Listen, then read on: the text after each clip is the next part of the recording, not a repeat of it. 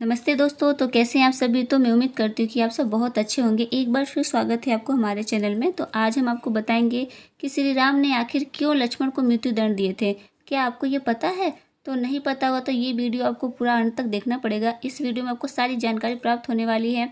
तो अगर आप इस चैनल में नए हैं तो प्लीज़ चैनल को सब्सक्राइब कर दीजिए, वीडियो को लाइक करिएगा। आइए हम शुरू करते हैं।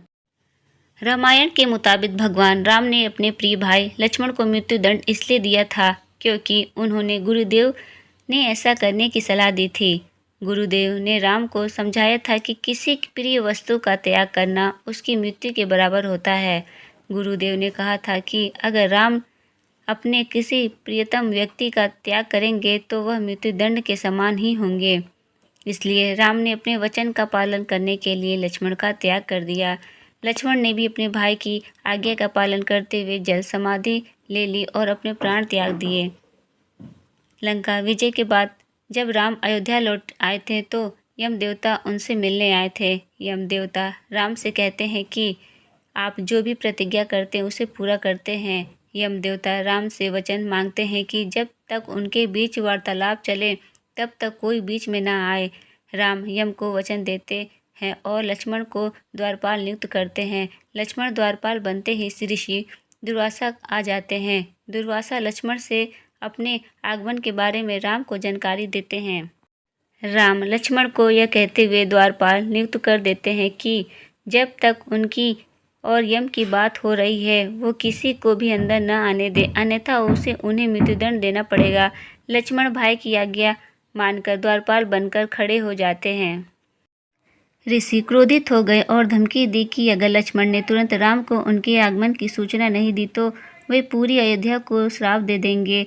दुविधा में फंसे लक्ष्मण ने फैसला किया कि बेहतर होगा कि वे अकेले ही मर जाएं ताकि पूरी अयोध्या दुर्वासा के श्राप से बच जाए, और इसलिए उन्होंने राम की बैठक में बाधा डालते हुए उन्हें ऋषि के आगमन की सूचना दी। लक्ष्मण को द्वारपाल बने कुछ ही समय बीतता है, वहां पर ऋषि दुर्वासा का आगमन होता है। जब दुर्वासा ने लक्ष्मण से अपने आगमन के बारे में राम को जानकारी देने के लिए कहा तो लक्ष्मण ने विनम्रता के साथ मना कर दिया। इस पर दुर्वासा क्रोधित हो गए तथा उन्होंने संपूर्ण अयोध्या को श्राप देने की बात कही। लक्ष्मण समझ गए कि ये विकट स्थिति है जिसमें या तो उन्हें राम आज्ञा का उल्लंघन करना होगा या फिर संपूर्ण नगर को ऋषि के श्राप की अग्नि में झोंकना होगा। लक्ष्मण ने शीघ्र ही यह निश्चित कर लिया कि उनको स्वयं का बलिदान देना होगा ताकि वो नगर वासियों को ऋषि के श्राप से बचा जा सके। उन्होंने भीतर जाकर ऋषि दुर्वासा के आगमन की सूचना दी। राम भगवान ने शीघ्रता से यम के साथ अपनी वार्तालाप समाप्त कर ऋषि दुर्वासा की आवभगत की, परंतु अब श्री राम दुविधा में पड़ गए क्योंकि उन्हें अपने वचन के अनुसार लक्ष्मण को मृत्युदंड देना था। वो समझ नहीं पा रहे थे कि अपने भाई को मृत्युदंड कैसे दें, लेकिन उन्होंने यम को वचन दिया था जिसे निभाना ही था।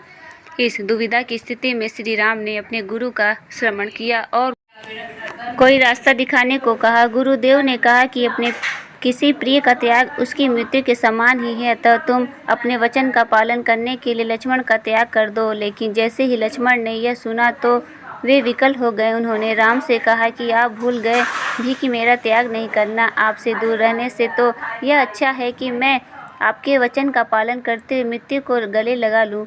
ऐसा कहकर लक्ष्मण ने जल समाधि ले लिए। तो अगर फ्रेंड्स आपको ये जानकारी पसंद आए तो प्लीज़ वीडियो को लाइक करिए, चैनल को सब्सक्राइब करना ना भूलिए। फिर मिलते हैं नेक्स्ट वीडियो के साथ, तब तक के लिए धन्यवाद।